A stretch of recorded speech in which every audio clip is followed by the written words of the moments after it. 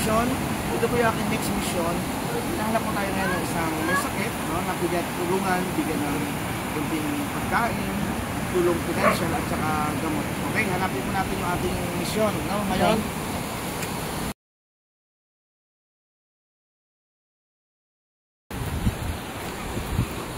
ayan guys. Talagang ano,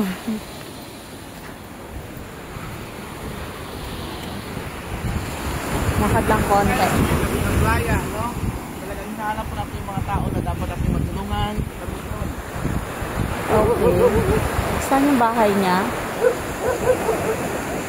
Hindi po kasi namin alam kung saan yung bahay.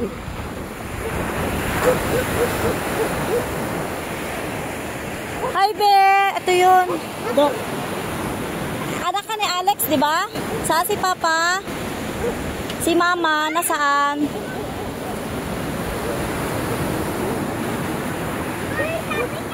Binaba ko na yung bigas, Dok. Hello! Hi, Ma'am! Hi, Ate! Kayo po. Teloret! Ikaw yung aming isa sa napili. Naghahanap kasi kami ng taong pwede naming tulungan. So, ikaw yung... Ayan, ito yung itsura. Ito yung bahay nila. Ayan. B, sige nga, B, kunin mo na yung bigas mo, B, sa inyo yan. Doon, B, sa loob, B. Oh, grabe, guys. Sobrang hirap nung sitwasyon nila dito. Ganyan. Ganyan lang ang bubong niya. Mga kamisyon, ang pangalan niya po ay... Ano? Ang pangalan mo? Loret. Loreta Martina. Baba, upo po kayo. Loreta, ano? Hindi ba kayo, ano? Ang Apolinario si Kuya Alex. Opo. Okay. Sana po kayo, hindi ko marinig po. Ay, mahina ang pandinig ni Ilang taon Ate ka na po? Loret. Ilang taon? Ilang taon ka na daw? Ilang taon ka na? 47. 47, okay. At titingnan natin na po yung health condition ni Ate Marita. Doc, isod ako kasi medyo, ang hirap ng nila dito, Hirap po kalagayan. ang kailang kalagayan mga kamisyon, kaya ganito po tutulungan din natin sila unti-unti, no?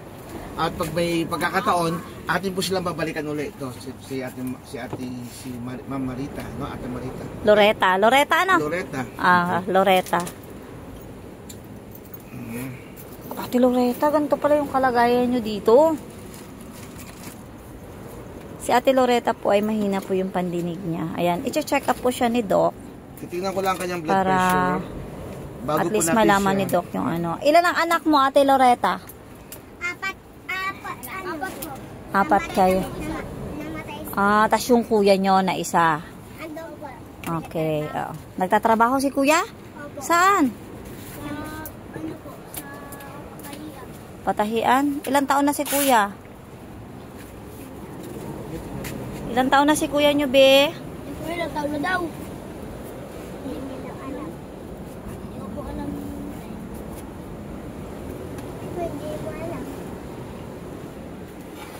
Ayan, mahirap gawa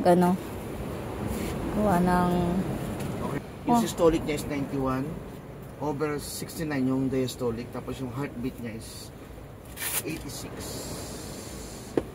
Tingnan din natin yung mata niya. Kung malinaw pa.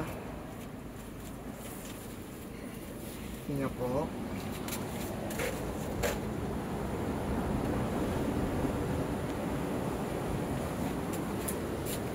Kulang sa vitamina, no? Medyo weak ang lungs niya, ma'am. Kaya bibigyan natin ng vitamina yung mamaya. Okay? Tingnan ko po ang iyong dila. Ano pong kinain nyo ngayong tanghali? Anong gulay? Ito ang panganay? Hindi po. Mata po, tingnan ko yung mata. Ando po yung panganay. Pagkatrabaho. Ilang taon ka na, be? 5. Aral mabuti, ha? Ako 8. 8. Okay. Anong grade ka? Mahina. Kulang po si...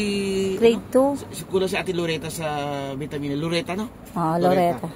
Kulang po ang vitamina, no? Mahina po yung vitamin C content niya.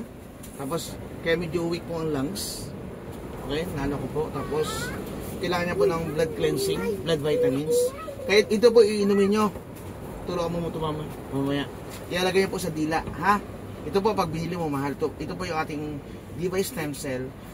Ang trabaho niya po, i-renew yung ating selula. No, general po ito.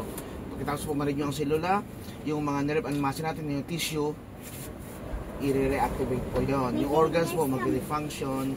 Tapos magtatrabaho yung ating system at yung ating katawan. Yan po yung ating ibibigay sa inyo, no? Tapos, ito po, bibigyan din po natin siya ng kawawa eh. Bigas. Ng bigas, ito po. No? Ay, meron na po kayong bigas. Tumutok. Tapos, bibigyan din natin siya ng cash. No? Kasi, kawawa eh. Okay? Ito po, pangbili mo ng ulam, no? Dagdag nyo. Tapos, bibigyan din kita ng another vitamins. Ito po. Ito po yung ano, yung vitamin B complex para sa mga sa ugat, no? Sa ugat, sa nerves, sa muscle, no? Inumin niyo po ha. Dapat pag ininom mo to, nakakain ka na ha. Inumin mo araw-araw isa. Ito po ay After kumain. Isang beses lang isang araw. Isang beses lang isang araw. Tapos, pagkatapos mo kumain. Eh yan, araw-araw din yan. Yan naman, bago ka kumain. Umaga. Oo, pagkagising mo, lagay mo dito yan, ilalim ng dila.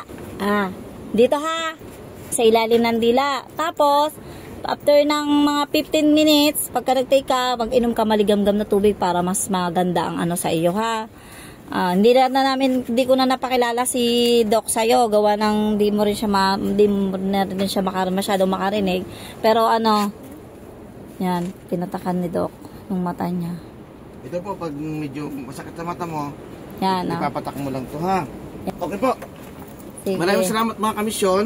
Ito po si Ate Lunita po yung ating puling natulungan ngayong hapon ng kunting tulong, no, kasi ang ating trabaho po ay maghanap po ng mga kagaya natin mahirap o may karamdaman na mahal sa buhay, no, mga kaibigan. Okay? Salamat po at pag may time po uli, babalikan ka namin uli ha.